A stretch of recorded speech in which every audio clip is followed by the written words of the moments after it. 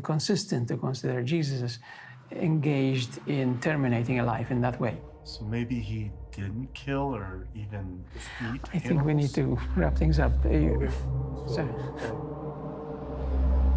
We realized our best chance to find out what would Jesus do was to find an expert on religion and animals, and found Oxford theologian Dr. Andrew Lindsay, who has written over 35 books on the subject. He was reluctant to do an interview, but finally accepted.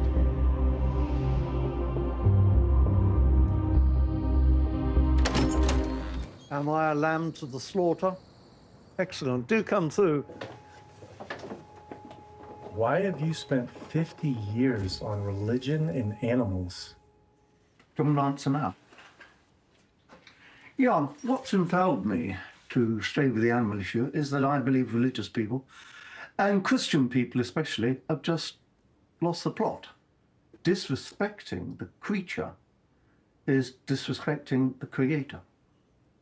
And what would Jesus do when I'm sorry, wait a moment. I thought I was sitting down. Sometimes people say, well, what did Jesus do for animals? Well, in fact, you only have to look at the incident of the cleansing of the temple. I mean, the temple was a place of enormous animal sacrifice. He goes in and he cleanses it of all those who buy and sell. It is written, my house shall be a house of prayer, and you have turned it into a den of thieves. And of course, it had momentous consequences. It was that act that precipitated, especially, if not exclusively, his trial and his execution. Wow. But what did that have to do with animals? Well, what were they buying and selling? Well, it's not chocolate.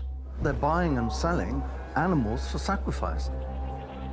I had no idea there was a specific historical event that led directly to Jesus' crucifixion 4 days earlier, known as Den of thieves. A den of thieves. But sermons today only mention Jesus being mad about the money. No more exchanging money. He poured out the coins of the money changers, and he overturned their tables. But looking into the past, there were hidden clues.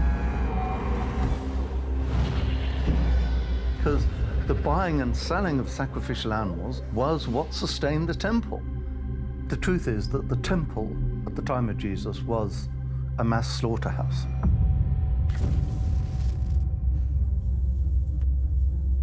It was hard to believe one of the world's most sacred temples for all Western religions was a slaughterhouse. Yet historical records do show millions of animals being sacrificed and priests wading up to their knees in blood.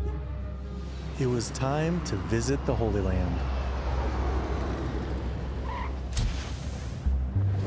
Welcome to Jerusalem, the place